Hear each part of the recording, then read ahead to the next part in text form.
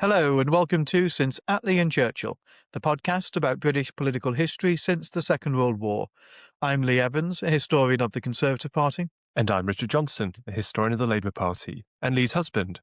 In each midweek episode, we will be marvelling at glorious pearls of British contemporary political interest. This week, I thought I would talk about one of the present debates about how we preserve our history and heritage, and that is the ongoing debate about the restoration and refurbishment of the Palace of Westminster.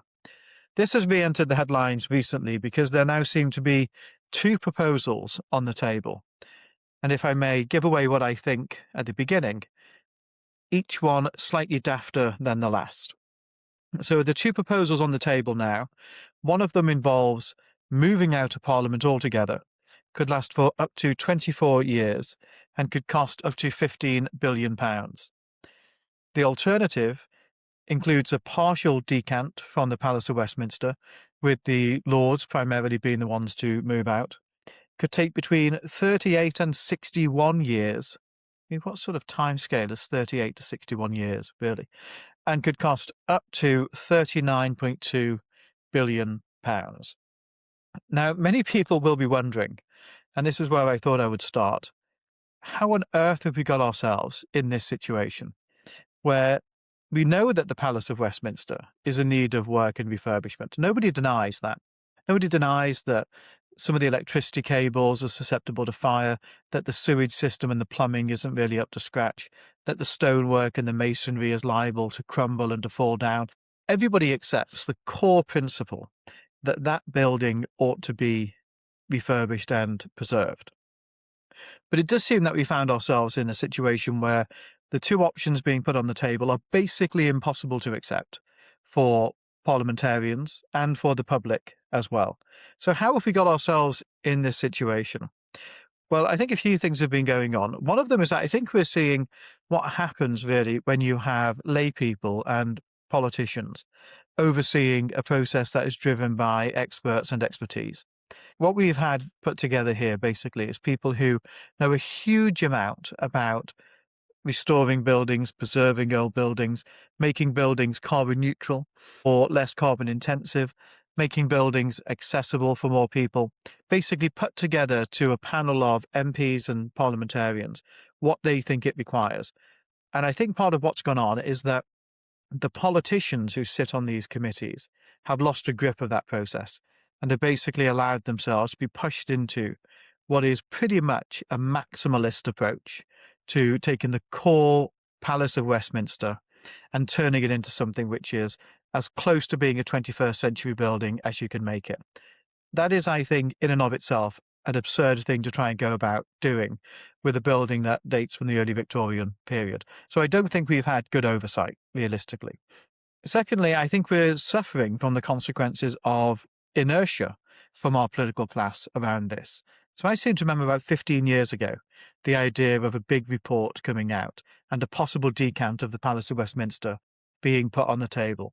And around about then, the figure, which was seen as eye-watering, jaw-dropping, pick whichever description you like, was about £3 billion.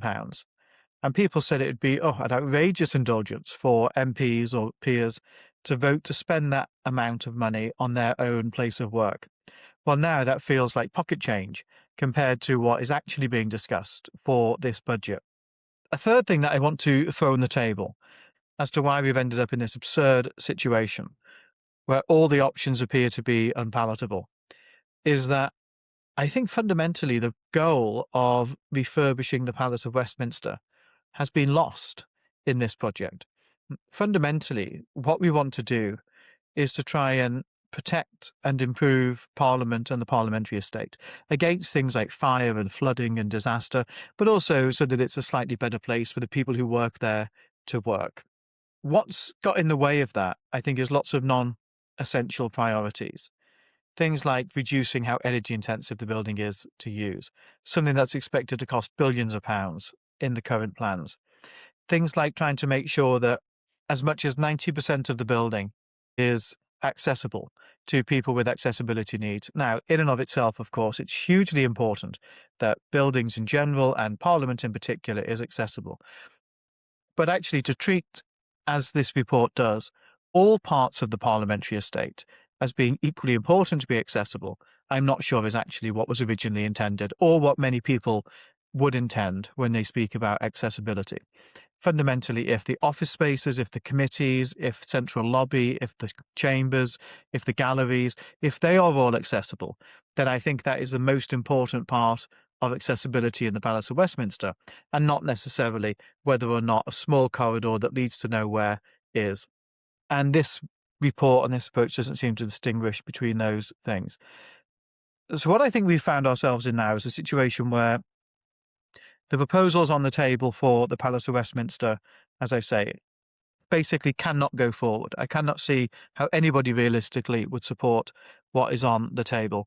And this is an argument that is similarly made by Nicholas Boyce Smith, who wrote a very compelling piece in The Critic called Call for the King. And he takes these proposals to task and goes through all of the key things that have gone wrong in the process and predicts confidently that neither of the two proposals on the table will actually happen, but that what we will instead probably get is an ongoing series of relatively expensive improvement works, about £75 million a year, which we have to hope cumulatively will go a long way towards improving and preserving the fabric of our Parliament. Well, I think you've spoken a lot of good sense there, Lee. I likewise am very alarmed with the proposals that the Renewal and Restoration Programme have produced. A programme which I must say has already cost us, without anything really being done, £80 million on staff costs and £300 million on external consultants. And it just feels sort of classic British state here that something like 40% of the projected final costs of the restoration of the Palace of Westminster would be actually spent on operational management and construction oversight rather than the actual construction itself. I agree also that I think there's been a slippage in what we want this restoration and renewal program to do. Fundamentally, for me, the key thing is that I don't want the Palace of Westminster to burn down as it did in the early 19th century. And we saw what happened in Paris a few years ago when Notre Dame, ironically, while it was being renovated, I think, caught on fire and nearly completely burnt down. But I think we can learn something from our French friends in the way in which they then undertook the restoration project of Notre Dame with a very focused program to restore as it was, to make it safer, yes, to use that as an opportunity to ensure that this was a place of national heritage that would endure for many more centuries to come, but not to go wild with a whole load of additional elements and add-ons that frankly are basically vanity exercises. And so I'm afraid that that seems to be what has happened with these proposals. I mean, for me, what needs to be done is a reasonable job at fire safety. And I think that's got to be thought of carefully, because there's a difference between a reasonable job at fire safety and trying to bring a 19th century palace up to the standards of what a new building would be in the 21st century when it comes to fire safety, which is just not feasible or practical. So it's about making a judgment call, and that means sometimes not letting the perfect be the enemy of the good in that. It means making it a safe workplace, so ensuring that the stonework is repaired and adequately rendered in such a way that it's not likely to harm anyone. Ditto where there's asbestos and problems with piping and wiring and so on. But ultimately, I think with all of that, you can't adopt the mentality that what we need to do is to pretend like we're building a brand new parliament and fitting it exactly as it would be under the brand new parliament, because I think that's part of the problem here. And then you add on to it all of the extra stuff which you mentioned, Lee, about trying to make Parliament a carbon neutral building. Well, what does that actually mean? Are we taking into account the initial construction costs of Parliament in terms of its carbon footprint, which are lower than the construction carbon footprint of things made today because of globalization and what have you. And also, actually, the thing that alarms me the most from this is the soulless, bland, generic proposals for visitor and educational centres in Parliament, which, when you look at them, they could be any identikit modern university building in Britain, and I don't mean that as a compliment, um, where they totally lacked character and soul. And I don't know what it is about the architecture profession now, and I don't profess to be an expert in any of this. I don't have any training in architecture or the arts. But I can't understand why things are made in such a sterile way today, which is totally the opposite of the kind of uplifting, grand, yes, a little over the top, but why not, vision of the neo-Gothic architecture that defines most of the Palace of Westminster. A couple of the things that you said there I wanted to comment on. One of them is, does this tell us something about how the British state works? And I fear that it does. That we start with a problem, a diagnosable problem, where you always have to begin. But it often feels like we lack the institutional knowledge to know how to fix it. And so what we end up doing is we end up bringing in consultants who then say to politicians or say to actors within the state that according to the laws that politicians and the state have implemented, the project isn't as simple as they thought. There are actually all these other things to consider and to factor into it around carbon, around accessibility, around probably the regulations for the windows and all the rest of it. Things which, in a small way, anybody who tries to do up their house often comes into contact with and suffers the consequences of. That then ends in an enormous scheme of works that almost bears no correlation with what the original problem was diagnosed as being. And then the inertia kicks in because suddenly people feel like they've lost control of the project and the ability to solve the problem. And we end up years later with hundreds of millions, if not billions of pounds spent, but actually very little progress made. And it doesn't sound too dissimilar to me to the challenge around HS2, in effect, where the idea was to have another line going from London to the north of England. And then by the time everybody's chipped in and had their say, and everybody with quote unquote expertise has emphasized the importance of the bat tunnels and all the rest of it, you end up with this totally unwieldy project that suddenly isn't just about having a relatively fast train that can take you up to Manchester or wherever. And then we're now in a situation where that basically won't happen, certainly not in the way that it was originally intended to. But we've spent and will have ended up spending much more than the original budget. And it's impossible, really, when you see things like that, not just to bang your head against the wall and just wonder how on earth do we keep doing this over and over again. We can at least hope in this case that the fact it is the Palace of Westminster will make more of our politicians realise just quite how common these same mistakes are being made. When you hear MPs talk about the Palace of Westminster and the working conditions, some of them do sometimes complain, but I think complain with a knowing irony, because of course none of them want to leave the building. Certainly they don't want to leave the building by a recall petition or the judgment of their own voters, although that may be something which in the end they have very little control over. But even notwithstanding that, many MPs like being in the Palace of Westminster in spite of its flaws. And of course, it's an enormous privilege to be working in there. And I think sometimes when people say afterwards, oh, well, the offices are small and dingy and all the rest of it, well, maybe. But that might just come with the territory of working in a building of that age and is a downside of the heritage, but not one that I think mitigates how important that heritage, in fact, is. And the final thing I wanted to say is that even if we had these improvements, even if it all went ahead as proposed, are we actually sure it would end up better? Now, Nicholas Boyce-Smith in his piece in The Critic opens it by talking about some of the changes that have been made near the House of Lords recently and at the House of Lords entrance. Two in particular. One, there's this fancy new door, which seems to be impossible to use. If you're the door staff, if you're a peer, if you're a visitor, it just seems to cause more confusion and chaos than whatever was there beforehand. And the second is this enormous new fencing that has gone up around that part of the estate. which Boy Smith says, I think very accurately, thoughtlessly trashes a whole side of the Palace of Westminster and violently inserts a US-Mexico frontier fence aesthetic into the public space between the Henry VII Chapel and the House of Lords, two of the greatest examples of perpendicular Gothic anywhere in the world, as the fence designers neither knew nor cared. And enormous money has been spent on this redesign of the door and this fence. And I'm not saying that there's no world in which they don't serve some sort of useful purpose.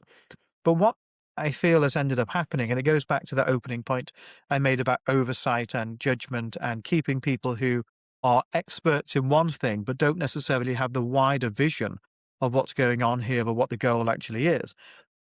The costs, the aesthetic, and the outcome of those improvements that we've seen by the House of Lords would not pass the sniff test or the common sense test for almost any member of the public. And yet somehow we've allowed it to happen. And Parliament actually looks much the worse for it. One final thing I'll say is I quite liked the impish suggestion in the title of the Nicholas Boys Smith piece, Call for the King, because actually the King has been one of the consistent voices over the last 50 years about the problems of this kind of hostile architectural design approach, and has been an advocate for the continuation of more traditional forms of construction, building, architectural design, and so on, while also updating them and making them nice buildings. And we see this in the properties that the king has had management over. And in more generally, I think the Crown Estate does really a very nice job in maintaining its buildings. We've been to Highgrove House, which is the king's personal country house. We've been to Windsor Castle on the other end of things, obviously one of the oldest and most significant royal buildings. You move through them and you have this real sense of appreciation for the history that's around you, but also you have a sense that they're not drab and falling apart, that they're nicely maintained as well. And I don't really understand why the royal family can get this right in a way in which the renewal and restoration program of Parliament seemingly cannot. But I might suggest that perhaps they should pull the plug on this program and get the king to convene some kind of project and see how that does, because I can't imagine the king could do any worse than the individuals who have been in charge so far. Absolutely. And if you do go to Highgrove, and I strongly recommend it, it's worth going on the tours there of the garden, then afterwards you can go for lunch in this building, which is only a few decades old, but has all of the quality and much of the aesthetic of a building that could be much older. And when you see a lot of the work that the king has done on his estates or elsewhere, Dumfries House up in Scotland is another very good example of this. It's a holistic approach that doesn't just use terms like holistic approach as a buzzword that you feel that you have to use, but actually thinks about, well, how are we upskilling young people in the local area in order to give them a long-term trade and skill that is of use to them through apprenticeships and all the rest of it?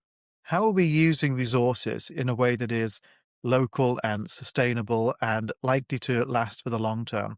How are we ensuring that these buildings are actually beautiful spaces where people want to be? And some people may say quite dismissively, oh, well, that's the king. Of course, it's easy for him to do that. But actually, when you look at the money that's often involved in public sector projects around buildings, etc., well, money isn't usually the problem. But when you see a secondary school that was probably built around the same time as the dining room at Highgrove, well, the secondary school is going to have aged less well. It's going to be much uglier, and it's quite possibly going to have cost the same, if not more, to do. And you can see glaringly obvious with the sorts of money that this committee expects Parliament may be willing to appropriate to spend on it itself. It's on the building. That money isn't necessarily the problem with these things. It's actually questions of judgment and seeing the bigger picture and really understanding what is important and what is valuable about history and heritage and architecture. And I really worry that the current proposals for the Palace of Westminster lack all those key qualities. Richard, what did you want to talk about this week? Well, my matter of interest this week is a piece of evidence that I submitted to the House of Commons Procedure Committee on their review of MPs' voting procedures in the House of Commons. So this was a little essay that I wrote for the committee, which they published the other week on their website, which I called Preserve the Voting Lobbies, the Important Brush with Power. So the UK Parliament, in common with a small number of other parliaments around the world, vote by division, where members rise to their feet and vote by physically going into a lobby, a hallway, in effect, for ayes and noes on the other side. And some modernizers propose that this is an inefficient and ineffective and needless way for MPs to vote. And so consideration is being given to ending voting by lobby and replacing it with some kind of electronic balloting system, which might just be voting electronically from a seated position in the chamber, but is also being looked at as allowing MPs to vote from anywhere on the parliamentary estate, or possibly not even on the parliamentary estate at all, but anywhere in the country or maybe anywhere in the world.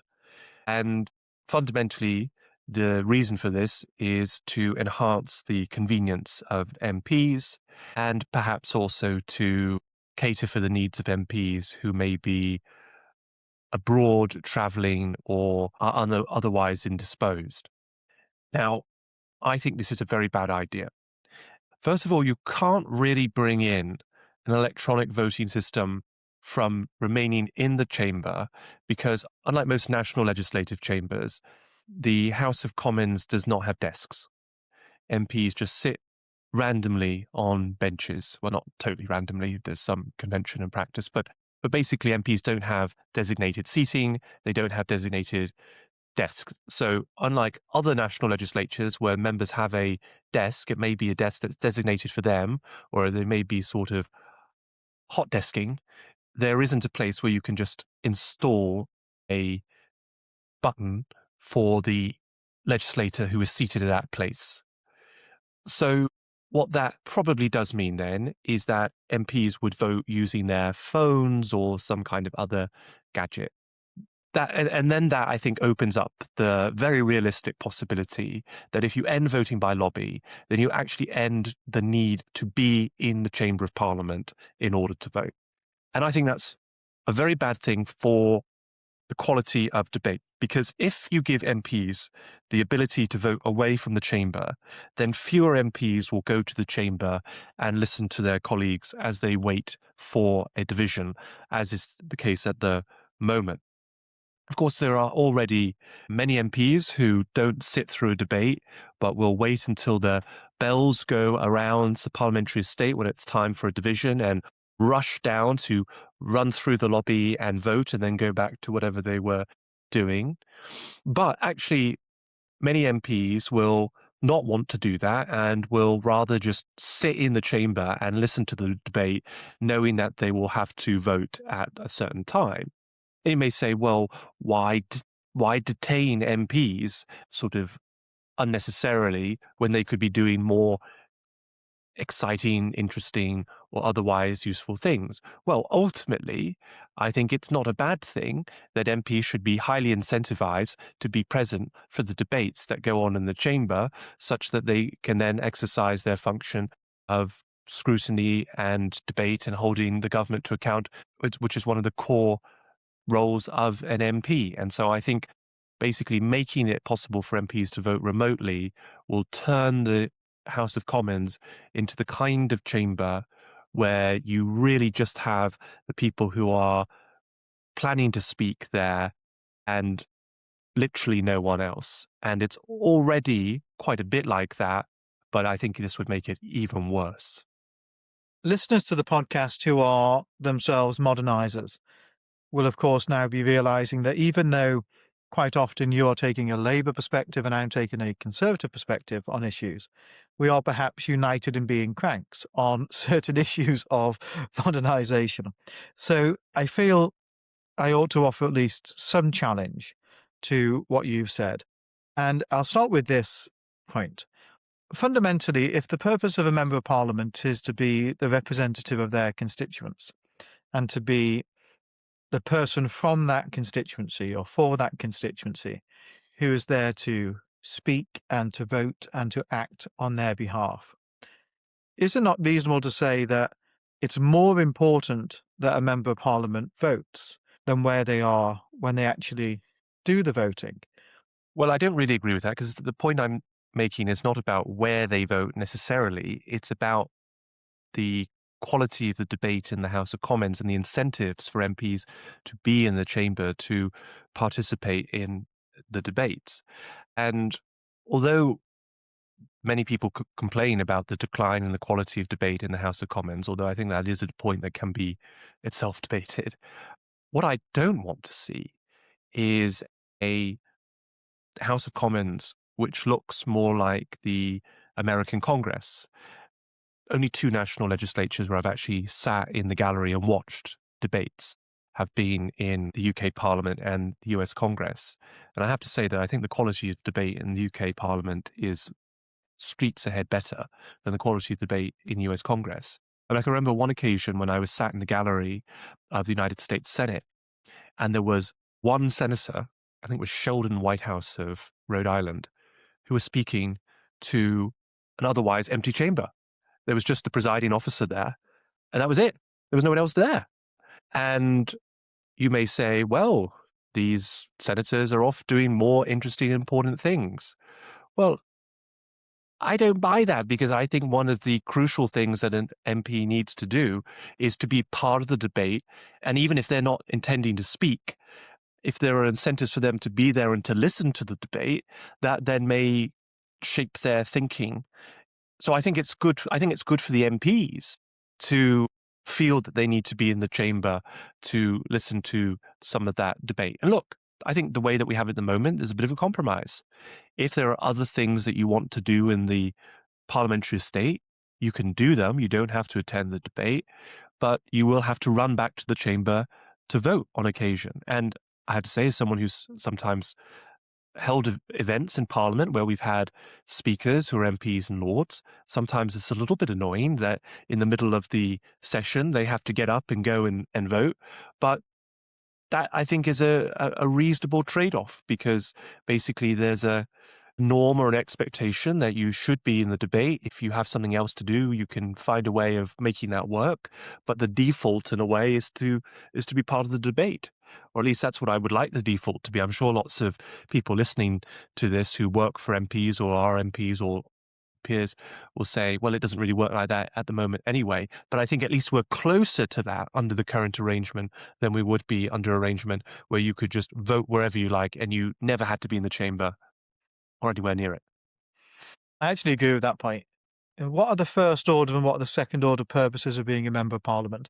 I think we have a lot of MPs today who sadly have done the wrong way round. And I don't blame MPs for that, actually, because the incentives are really for them to have it the wrong way around.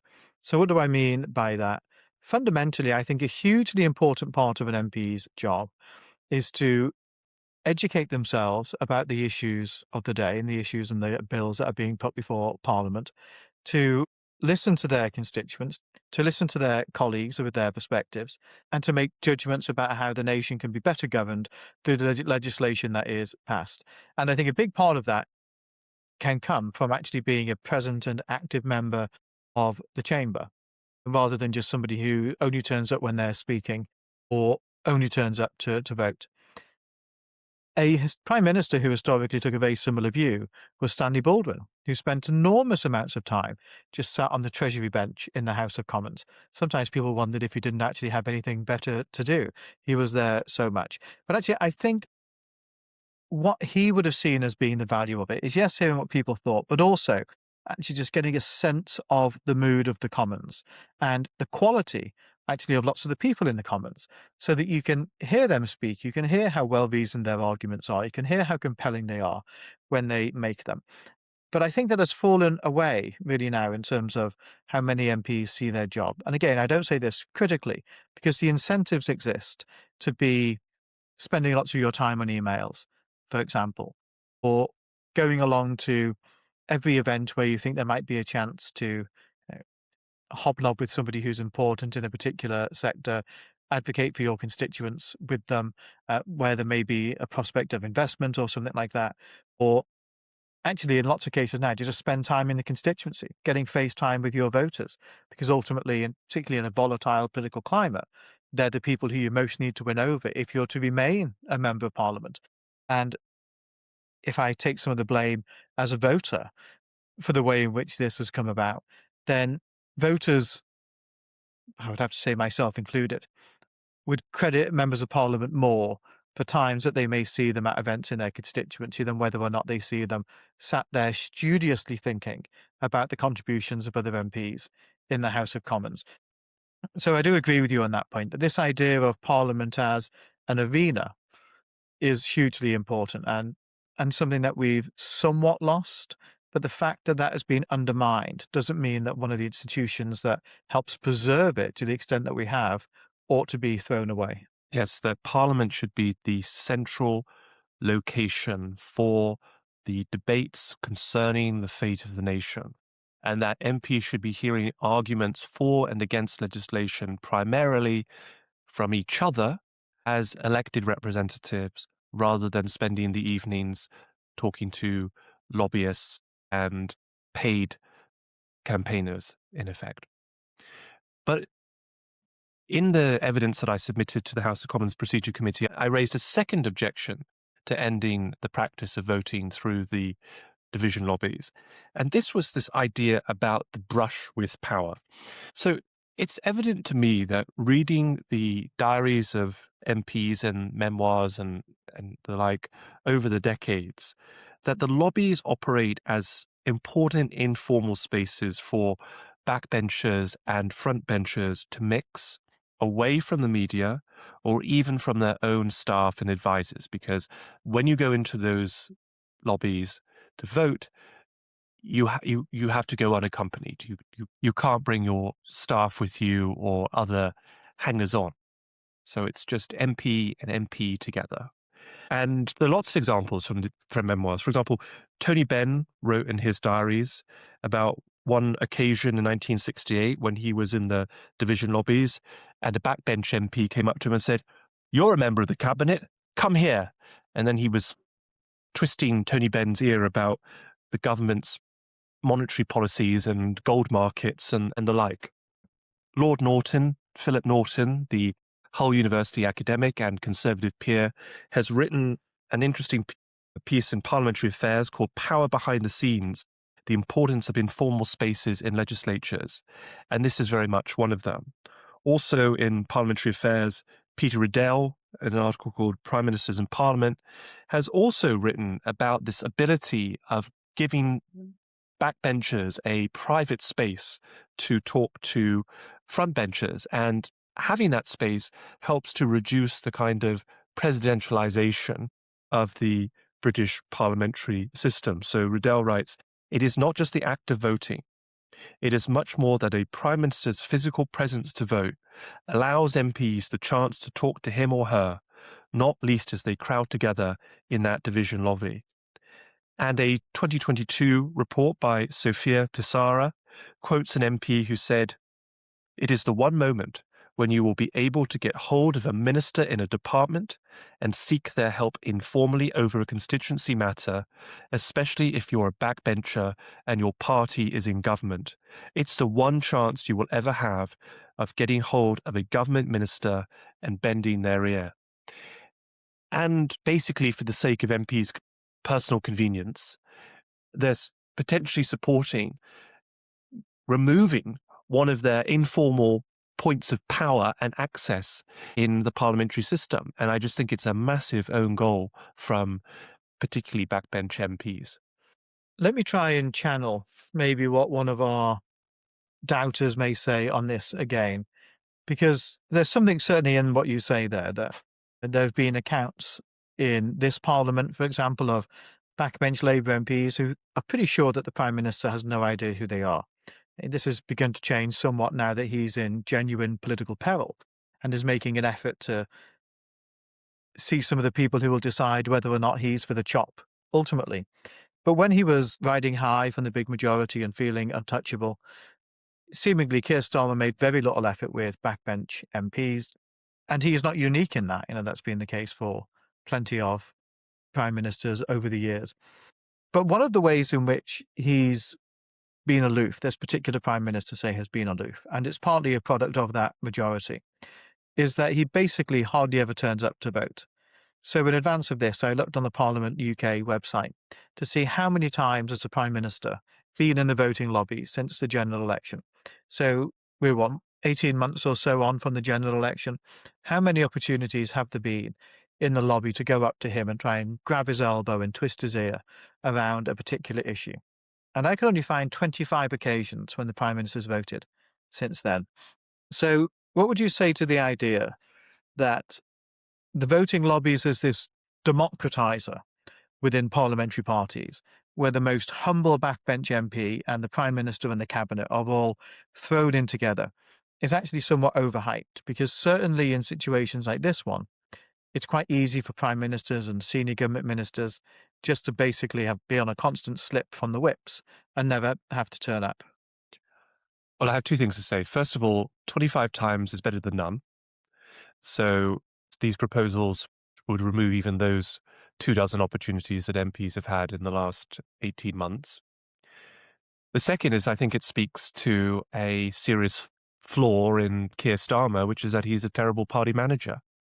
And if he were a better party manager, he might recognize and appreciate that actually voting with his fellow Labour MPs in the voting lobbies is a way of demonstrating his personal commitment to the parliamentary agenda of his government, and secondly is to recognize the value of the lobby spaces and seeing that as an opportunity for him to spend time with his MPs and to be open to the possibility of MPs coming up and twisting his ear. The fact that he hasn't done that may speak to something of his A, arrogance, or B, cowardice when it comes to interacting with his fellow MPs. The MPs who you're most likely to see this front bench, back bench relationship with are members of the same party, because you're most likely to see the Labour MPs go into one division lobby and the Conservative MPs to go in another. But that intra-party, rather than inter-party, that intra-party dynamic is still really, really important. And one of the great failures of the Starmer government has been catastrophic party management. And this is just another example, I think, of how Keir Starmer's just been very bad at that part of his job. Yes, and it is worth saying, I chose the Prime Minister because he's a particular example of somebody who very rarely votes. But of course, other ministers and other members of the Cabinet will be voting much more than he does. And so you do sometimes get the chance to see them. I know of, I won't say any of the names because, not because I think it's particularly explosive, but just because the person who told me this has never said that I could and might be surprised to hear it. But I know of one backbench MP years and years ago who was pursuing something which is a very, very worthy cause. And somebody who was then a legal officer for the government came up to them in the lobby and said, by the way, I think you should drop this. And that was a way to try and use the lobby for a negative reason, to try and basically use it to informally speak to an MP rather than calling them in for a meeting, to try and basically give them a nudge and say, we don't want to take this any further. But then another Conservative MP, a very senior Conservative MP, went up to the same backbencher, having overheard the conversation, patted him on the back and said, you keep going, lad. And I know whose side I'm on in that. But that's maybe an example of one of the ways in which these things that happen in the voting lobbies can be of quite some importance. I'm very glad, I must say, that you wrote this evidence in, because I do think, if I wrap this podcast up by taking us full circle, one of the things that is sometimes said about Parliament and about the refurb of Parliament, and it's one of the ideas I loathe the most, is that Parliament should move. that there should just be a new building built in a different part of the country. Sometimes people say York, sometimes people say Manchester or Birmingham, pick wherever you like. I personally don't think that wrenching away from the historic seat of Parliament in this country. Now, Westminster Hall is the best part of 1,000-year-old building on the parliamentary estate. I personally don't think that would be a good thing for parliamentarians. But when we've built new parliaments in this country, of course, the Welsh Assembly, now Welsh Parliament or Senedd, and the Scottish Parliament, of course, in Edinburgh, several things have tended to happen. One of them is that they've tended to take a very long time and run way over budget. So if we think the refurbs are running over budget, I mean, building them could be even worse. So the Scottish Parliament, for example, was due to be completed by 2001. It eventually opened in 2004. And an original forecast cost of between 10 and 40 million pounds ended up being 414 million pounds. Some may say it's not the worst consequence of devolution, but certainly it was an enormous cost. But the reason I actually mention it, though, is because when that was built, it was a horseshoe rather than two sides of a chamber. Members of the Scottish Parliament have their own desks rather than being on benches as they are in the House of Commons. And voting is not done by lobby, it is done by button. So when we've built new parliaments in the last 25 years or so in this country, we've basically opted, on a point of principle, not to use the model of the House of Commons in order to build them. Something I personally think is a great shame. And why has that ended up happening? I think in part because those of us who would think of ourselves as being traditionalists when it comes to some of these aspects of the Constitution, i.e. not that we're wedded to them uncritically, but that we see there is value in them that you lose when you throw them away casually, have failed to make the arguments for actually why voting lobbies is better than buttons, or why being there in the chamber is better than being at a constituency event or whatever. And I think you see that failure to make the arguments most whenever there's a public consultation on modernisation, where you will see every group of people who boil my blood, the Electoral Reform Society or whatever, making their very predictable arguments. Some will say mine are predictable. I take that criticism on the chin, but making their very predictable arguments. And they pile up from all of these groups and activists and well-known progressives. And actually, those who are on the more small c conservative side have often failed to make those arguments. And generally, I think that has been to our disadvantage. One thing that's really annoyed me is both you and I wrote into Lucy Powell's Modernisation Committee, submitting evidence, much in the way that I did submit evidence to the Procedure Committee. And she made a very curious choice to only selectively publish some of the evidence. And so she published evidence from various campaign groups, like the type of campaign groups you mentioned, but she declined to publish evidence from individual academics, experts, and historians. And that is a curious decision to make. That's not usually how it goes, at least in my experience. And other times when I've written in and submitted evidence, it's been published. And maybe I'm a bit conspiratorial here, but I do wonder if it was partly because we made uncomfortable arguments in our submission and she was looking for some way not to submit them. Maybe that's a little too arrogant to think that she was thinking at that level. But whatever reason, it was very unfortunate because we made some arguments that otherwise I think did not appear in the submissions from the campaign groups. And if the public were just looking at the published evidence, they would be none the wiser about those arguments that we were making. Now, as it happened, very kindly, the Mile End Institute at Queen Mary agreed to put them up on the Mile End website. So they do exist out there in the ether, but not on the House of Commons website, which I think is a great shame. Maybe we should have set ourselves up as the Alliance of Constitutional Traditionalists or some such name beforehand to make sure we were included. Anyway, that's all for this midweek Matters of Interest. Just a reminder that if you enjoy listening to the show, we'd be thrilled if you left us a positive review wherever you get your podcasts from, and that there are bonus episodes and also the chance to listen to the podcast ad-free over on our Patreon. That's also a great way just to support the podcast and make it worthwhile. Richard and I sitting here and yapping back and forth to each other a couple of times a week. we're always very grateful for everybody who joins that. And more than 50 people have joined so far since we launched it at the beginning of the year, which we're delighted about. We'll be back on Sunday when this time, we promise, we'll be discussing the poll tax. We'll see you then. Thanks very much.